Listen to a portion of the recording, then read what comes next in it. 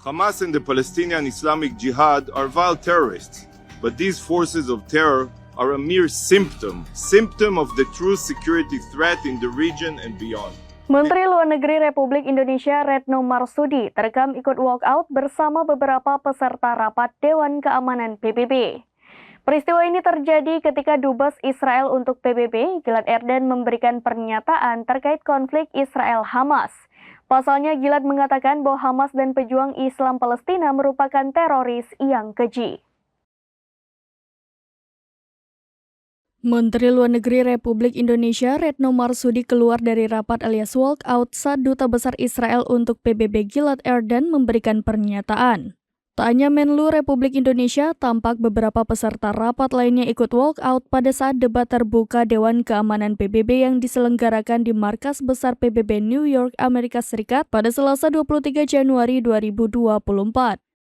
Debat tersebut merupakan debat ketiga yang telah diselenggarakan Dewan Keamanan PBB sejak konflik Israel-Hamas pada 7 Oktober 2023 lalu.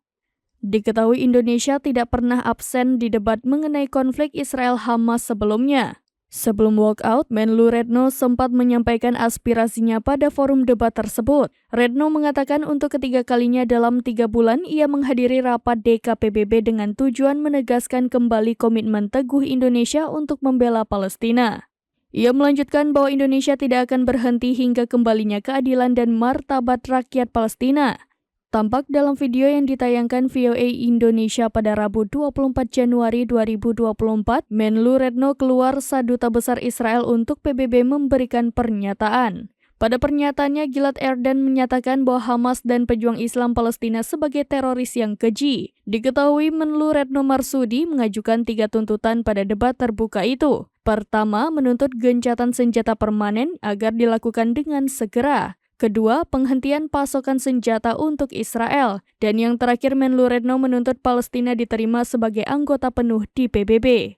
Menteri Retno juga mempertanyakan keseriusan dari Dewan Keamanan PBB dalam menjalankan resolusinya mengenai Palestina. Retno bahkan dengan berani menyebut resolusi PBB kerap tak terrealisasi.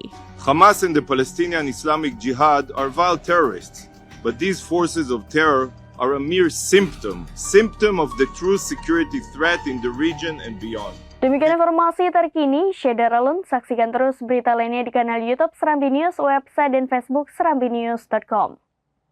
Download Tribun X sekarang, menghadirkan lokal menjadi Indonesia.